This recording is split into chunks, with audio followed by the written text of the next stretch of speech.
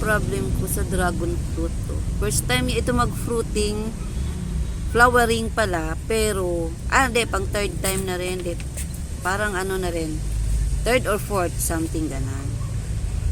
Ito talaga siya talagang ilang araw ko na itong inoobserbahan, talagang doon sila nakatira. Halos yung isang bunga nga, talagang ang pangit na ng itsura niya, nangingitim na dahil talagang doon halos na nakatira yung langgam. Kaya ito, meron akong ginawang paraan. Marami na rin din akong ginawa, nag-spray, etc. Pero hindi rin effective.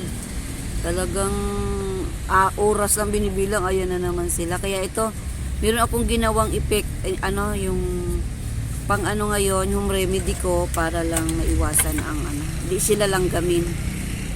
Para naman maganda ang itsura, saka malinis sa tignan dapat. Yan Nilagyan ko ng yung puno, yung pinakapuno ng foam. Kasi yung una, walang foam, pinasok pa rin nila. Kaya yan, ginawa ko yan para talagang maharang.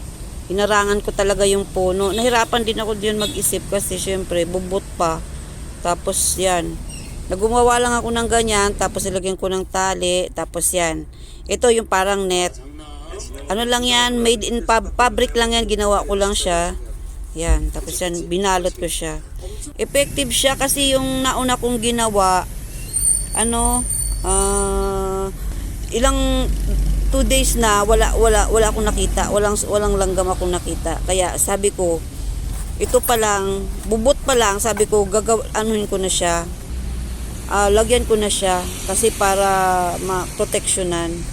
Tatanggalin ko na lang pag namulaklak siya ng bonggang-bongga na. Yan, yun yung mga ginawa ko na 2 days ago na, pero wala talaga siyang langgam. Kaya sabi ko, bubot pa lang, lalagyan ko na, yung bubot pa lang, lalagyan ko na kasi para hindi nila kainin. Yan linis.